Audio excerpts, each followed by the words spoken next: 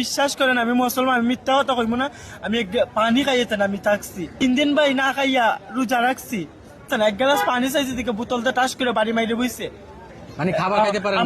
আমার সাথে ওরা ছিল, ওরা জিজ্ঞাসা করেন আমি এক বেলা খাইলে আমি আর সর্ব মানে আল্লাহ নবীজির দেশ সৌদি আরব, এটা মানার দরকার। কিন্তু আল্লাহ নবীজির দেশ কইরা কথা, কিন্তু এরকম অত্যাচার করা দেখছি না।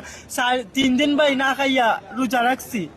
রমজানের মাঝে ধরছে, 25 রমজানও ধরছে, 3 রমজান পর্যন্ত খাবার দিচ্ছে না। এক গ্লাস পানি চাইছে দিকে বোতলটা টাস করে বাড়ি মাইরে বইছে। হায়ান কইয়া বাড়ি মারছে। আচ্ছা আচ্ছা ভাই আমার অনেক কষ্ট হয়েছে, কিন্তু আমি সরকারের কাছে এটাই অনুরোধ, সরকার জন্য ন্যায্য বিচার জেলে করে। মূলত কেমন লোক আছে এখনো? জেল প্রায় মন্ডল আরো আছে, মন্ডল 7-8 হাজার লোক। 7-8 হাজার লোক এখনো জেলে আছে। এক কাস্টমে আছে, আরো বিভিন্ন ডিস্ট্রিক্ট আছে। ধরো সব মিলিয়ে কেমন হবে?